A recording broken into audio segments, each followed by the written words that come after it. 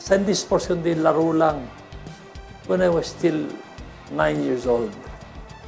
Now, ang tawag ito, ang trabaho ko noon was, gustong-gusto ko ng manood ng sabong, tuwan-tuwa ko, hindi ako pumupusta. No? Tapos then again, ang trabaho ko ay tigapakain ng patuka ng mga manok ng lolo ko.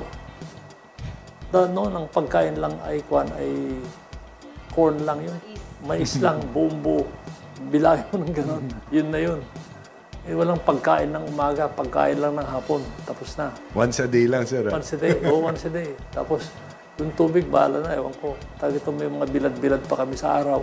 Pero mami, kukulong mo rin sa ano. But I learned something from those. No. And then, tawag ito, nung nag-aaral na ako, tawag ito, I decided na hindi mo na magsugal. Kasi I came from a poor family. Wala naman kami talagang kakayanan kundi yung napag-aaral kami ng tatay ko. No? Now, totoong kapag-aral ako sa Lasal dahil merong grant na nakuha ng tatay ko nung pagsusundalo niya.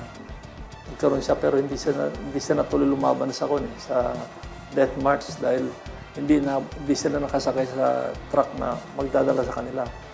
So baka kung natuloy siya doon, wala na ako ngayon. Hindi ko. No, anyway, from there, ang tawag nito, nung matapos na ng giyera, tawag ito, then nag-aral ako, then I had to go to the school where I thought I would be best trained, and that was De La Salle. Doon ko naging kaibigan na parang kapatid ever since na bago kami ni Parent Tony, La Sala, ang kasama ko na dyan sa La Sala. Tawag ito. And I would be there and we would do a lot of the good things that we did and some not bad things, but I would say exciting things that we went through. So lahat na yan and everything. Now, then later on, nung nakapag-aral na kami, nagtrabaho na kami, tawag ito ay sinabi sa akin ni Parent Tony, pera ka na eh. Sabi sa oo nga no. Teka, turuan mo nga kung paano kung maghanap ng magagaling na manok. Tinuro niya ako nung pumili ng mga manok doon sa Batangas. Yun ang alam kong doon maganda pumili. Kaya lang, pang-hack fight lang.